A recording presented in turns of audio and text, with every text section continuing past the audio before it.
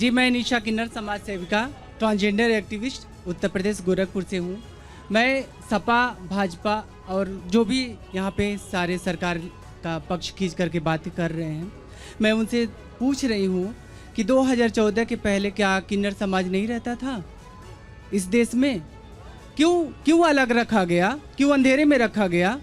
2014 में जब मोदी जी आते हैं, बीजेपी की सरकार बनती है, तब ट्रांसजेंडर के लिए काम होता है, थर्ड जेंडर का कॉलम मिलता है। अच्छा, हर एक जगह पे हमें शौचालय भी उपलब्ध हो रही है। स्वास्थ्य, शिक्षा और सामूहिक सुरक्षा अगर जिस सरकार में हमें मिल जाए तो वो तो बेटर है। हमें ऐसी सरकार की।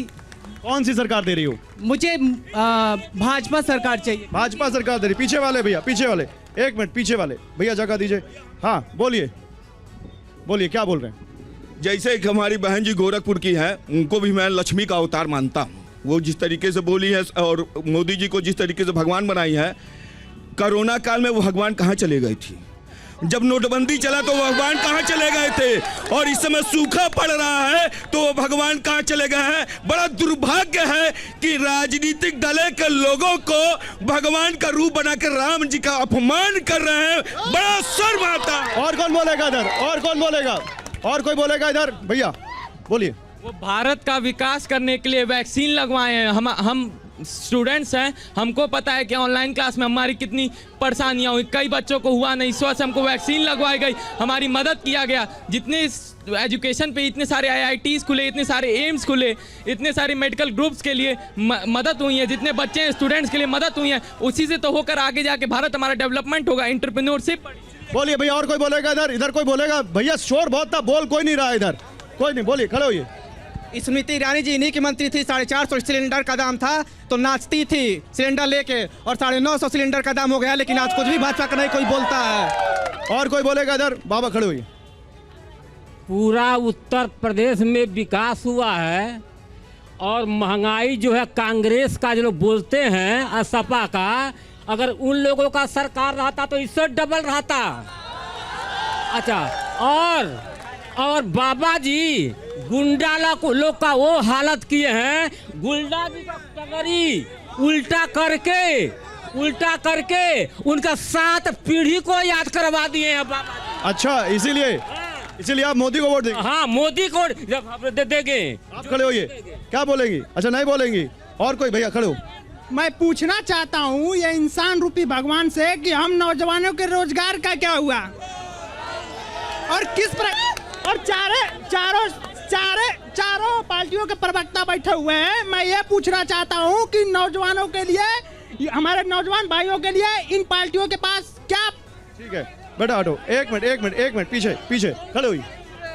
मैं इस भगवान पे जो चर्चा चल रही है, ये अरुण गोविल जी चूंकि एक उनका भगवान के रूप में उन्होंने रोल अदा किया, उनके भावनाएं आगी, उन्होंने कह दिया। मैं एक बार इसी टीवी इंटरव्यू पे माननीय मोदी जी का इंटरव्यू सुन रहा था। उनसे एक पत्रकार ने पूछा कि आपकी तो बहुत चमक है, 10 सालों से पूरे विश्व में आपकी बहुत नाम हो गया। उस शख्स ने बहुत सहज शब्दों में ये बोला था कि आप जानते हैं जिन्होंने वेद रचा है, कौन रचा है? जिसे पूरी सृष्टि चल रही है। ऐसा माना जाता है कि ये मैनिफेस्टो है उनका जो हम लोग सृष्टि के हैं। उन्होंने बहुत अच्छे से कहा, आपको तो बहुत अहम होना चाहिए मोदी जी को। तो उन्होंने कहा कि ऐसी बात नहीं है।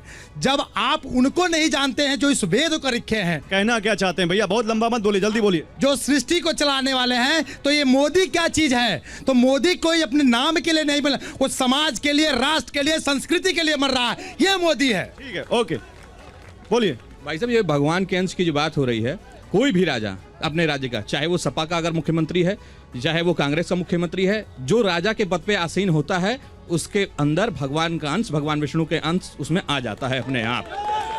ठीक है, बोलिए। ये विपक्ष के लोग जो भ्रम फैला रहे हैं पब्लिक में कि आरक्षण समाप्त कर दिया जाएगा, हम ये नहीं समझ पा रहे हैं कानून में कहाँ लिखा है कि मोदी जी 400 पार हो जाएंगे तो आरक्षण खत्म कर देंगे। अच्छा, ये बात करेंगे हम, ये बात करेंगे। पीछे अभी जो यहाँ पे बात आई है भगवान के लिए, मोदी जी के लिए, देखिए हम हमारी व्यक्तिगत आस्था क्या है, हम किसी के लिए कुछ भी, हम आपको कुछ भी मान सकते हैं। अगर हमारी आस्था है तो हम मान सकते हैं। तो वो जो लोग बोल रहे हैं उनकी व्यक्तिगत आस्था है, वो उनको समझ रहे हैं मोदी जी के बारे में। दूसरी चीज़ जो अभी यहाँ पे बात आई है, कोविड काल में ये भगवान कहाँ गए थे, मैं उन बंधु को बताना चाहता हूँ, वह भगवान हिंदुस्तान में ही नहीं विश्व के कितने देशों में वो भगवान पहुंचे हुए थे और वैक्सीन लगाया। उसी की देन है कि पापुआ न्यू गिनी के सिटी के प्राइम मिनिस्टर जो थे पैर छुए।